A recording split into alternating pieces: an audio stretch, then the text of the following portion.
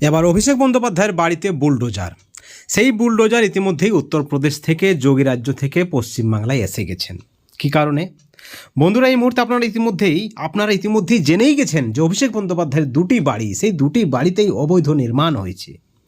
যেমনটা বাড়ির প্ল্যানিং ছিল, সেই প্ল্যান পাস যেভাবে হয়েছিল তার থেকেও বাড়তি বাড়ি বানানো হয়েছে এক্সট্রা জায়গা নিয়ে, অবৈধভাবে। এক কথায় অবৈধ নির্মাণ। ইতিমধ্যেই পৌরসভা থেকে নোটিশ পেয়ে গেছেন অভিষেক বন্দ্যোপাধ্যায়। বাড়তি অংশ ভাঙতে হবে, 7 দিন টাইম দেওয়া হয়েছে। 7 দিনের মধ্যে নিজেকেই ভাঙতে হবে, না হলে পুরসভার বুলডোজার গিয়ে ভেঙে দেবেন। যা খরচ হবে তা কিন্তু সরকার বহন করবেন না, সেই খরচ দিতে হবে অভিষেক বন্দ্যোপাধ্যায়কে।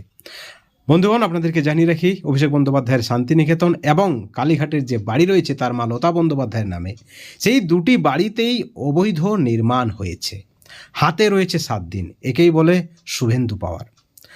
দলমত নির্বিশেষে কে কত বড় হনু, কে বড় লোক, কার আভিজাত্য রয়েছে, কে আমলা নাকি কে কৃষক গরিব, সেটা কিন্তু দেখা হচ্ছে না। আইন অনুযায়ী কাজ হবে, আইনের বাইরে কেউ নয়।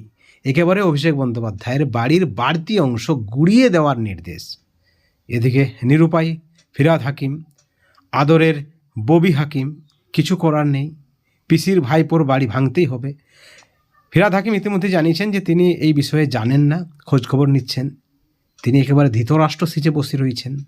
বন্ধুগণ, শুভেন্দু পাওয়ার এটাই বলে শুভেন্দু পাওয়ার। আপনারা ইতিমধ্যে জেনে গেছেন যে শুভেন্দুর ভয়ে ফলতার উপনির্বাচন থেকে সরে দাঁড়িয়েছেন জাহাঙ্গীর খান।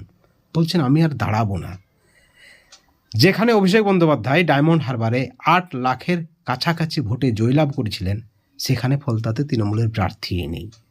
বন্ধুরা, এই ভিডিওর পরিপ্রেক্ষিতে, এই যে শুভেন্দু পাওয়ার, এই ভিডিওর পরিপ্রেক্ষিতে আপনাদের কি মতামত, আপনাদের কি প্রতিক্রিয়া, অবশ্যই আপনারা আমাদের চ্যানেলের কমেন্ট সেকশনে কমেন্ট করে জানাবেন। সকলে ভালো থাকবেন, সুস্থ থাকবেন, কিন্তু কোনো ধরনের দুর্নীতি, আইন বিরোধী কাজ থেকে দূরে থাকবেন।